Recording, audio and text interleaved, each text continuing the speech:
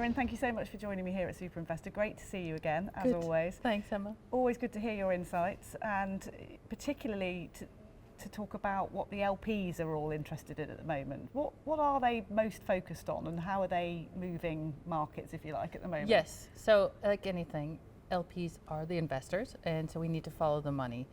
Their allocations are slightly changing in the sense that they have to sometimes find additional pockets for climate. That is an urgent issue, obviously, but I think we can see a big change in the landscape. So we have many, many more GPs out fundraising without giving liquidity to their investors. So there are lots of different structures around with the GP stakes or the NAV lending or other kinds of strip sales, but that is not really changing the way they invest, that's just changing the way of liquidity.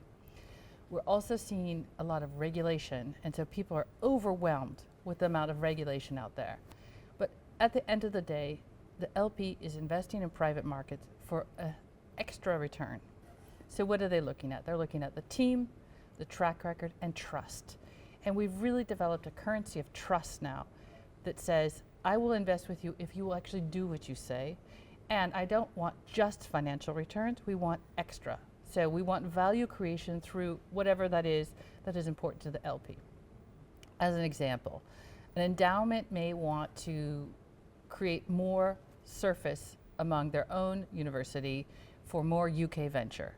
Let's say if they're based in the UK or France or whatever. So that will be a priority for them to invest in that particular asset class. So that is the additionality they're going to look for. And so we're seeing more fragmented allocations. It's not everybody just saying, I want private equity buyout. We're seeing differentiation in the allocations, which then creates more room for additional GPs to be out there, but you still have to meet the return expectations and something else. It's quite a complex and nuanced picture now compared to the past. What does that require those firms to be able to do? So it's in the sense of, it's still back to basics, right? You still have to make money, but you need to do it in a way that is not going to have any reputational risk, because LPs don't want, even if they make tons of money, let's say on a nursing home, they don't want, as we saw in the COVID crisis, grannies dying or getting kicked out, right? So that reputational risk, and again, that's why I get back to the trust currency, is quite important. And we say ESG, but in fact, it's about sustainability. It's about resilience. It's about saying, you know, if I'm going to invest in Volkswagen, which is a public company, and they had Dieselgate, they not only lost shareholder value, but there's ongoing ripples, because even today they're still doing recalls, right? Because they were greenwashing. So let's just be honest. It's very basic, right? Get a good team together, have a great track record, and do what you say. Private equity has historically been quite opaque as well. Yes. So reputationally, this is really important to move forward now into the 2025 and onwards. Yes. They've got to look more modern in that approach anyway. Yes.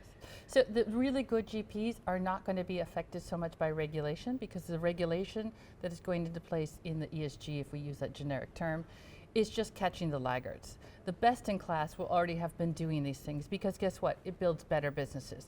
Can we prove this? You can't prove it on all metrics because we don't have a global set of standards. We are getting closer, which is great.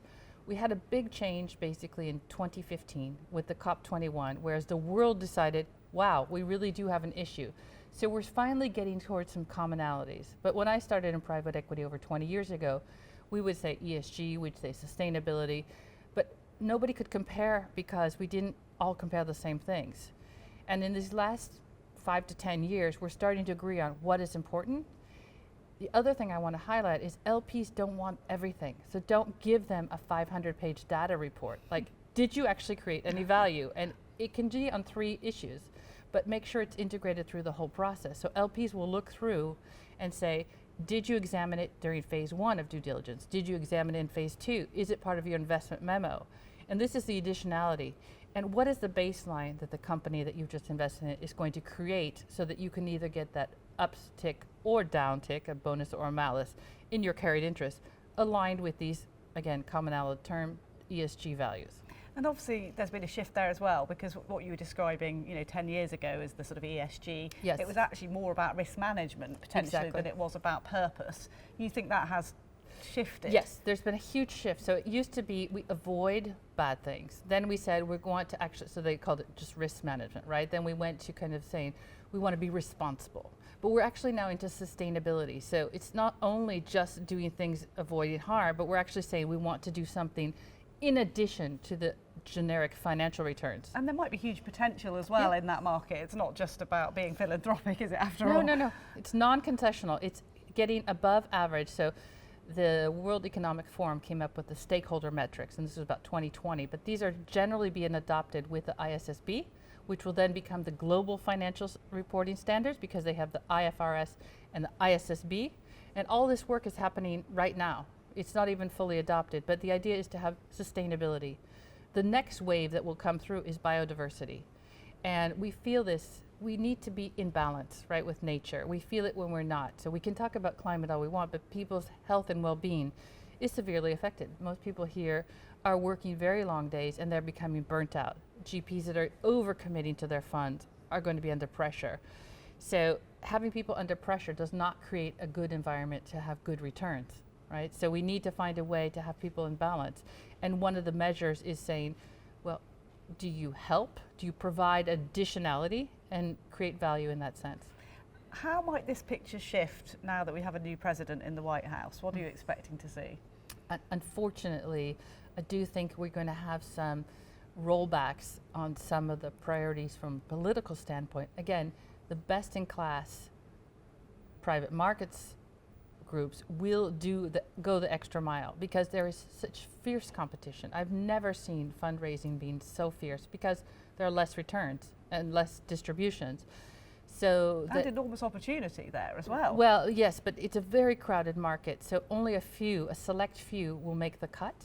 And so it's not just enough to have financial returns. They have to have something more. They have to offer something more to the LPs, who then, don't forget, have their own fiduciary duties, right? The LPs have a duty to protect the pension pots, the sovereign wealth funds, the family offices, and say, I've made a good financial investment, but I've also gone beyond that. We also see that no matter what the political landscape is with Gen Z. Gen Z is fundamentally changing the way investors invest because these are the fiduciaries. These are the voice of the future. Gen Zs are going out and convincing their parents, their grandparents, and saying, you need to be more active. You cannot be passive. You have to take control of your investments, and they are investing directly. All of the retail platforms we're seeing is because people want access, but they want access to their demands. And they want more. And if some of these companies are talking about talent droughts around in terms of personnel as well, those Gen Zs want to work for the companies they see doing that good, don't they? Yes, and we see that in the private market space. People don't want the investment banking world anymore. They don't care how much they make. Their life is important. And I think we need to really listen to that because the investors care about people, right? It's team, track record, and trust. So if you're burning people out and you're using them up and throwing them away, that's probably not a very long-term sustainable model.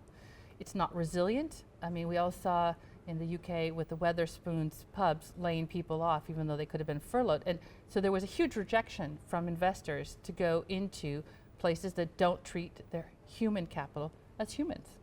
So Erin, how does all of this affect portfolio construction? What are we seeing there? So I think that's a really interesting angle. We are seeing higher allocations to private markets. We also see this specifically in infrastructure, which is seen has grown so much because of blended finance, right? Public entities don't need to support all of that. We also see the growth of impact. Now, historically, impact was venture, philanthropy, right? And it has changed phenomenally with the rise of the EU Green Deal and all the sustainability efforts and saying, hey, we can do private equity additionally. But the returns will be slightly different, so they can be measured on multiple angles, and that will change an allocation. I give an example of Norwegian Sovereign Wealth Fund that doesn't currently invest in private equity because they find the fees too high, and we can look at the research of Ludovic Philippou on that issue.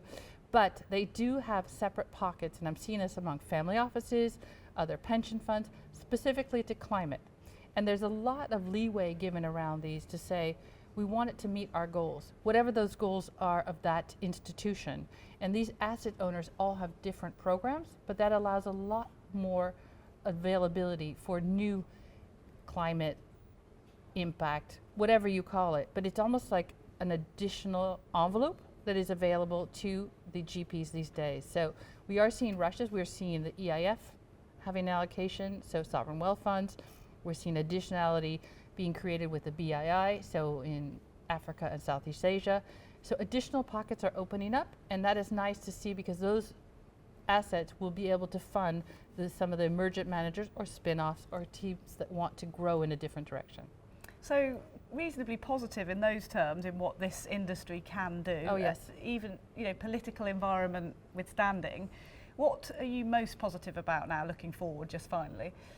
I think the best thing is we are looking to say we're getting the greenwashers called out. So people who are saying they're doing ESG, but of course they aren't, we're very demanding. Investors have a huge selection.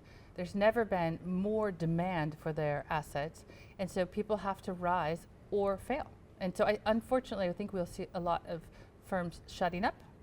They will not go on to raise the next fund, but the best will find those investors because the investors are quite demanding, as they should be, and will find the best managers. Those that are doing it well will survive. Yeah. Erin, thank you so much. Good to talk to you. Thanks, Always Emma. good to hear your thoughts. Thank you. You.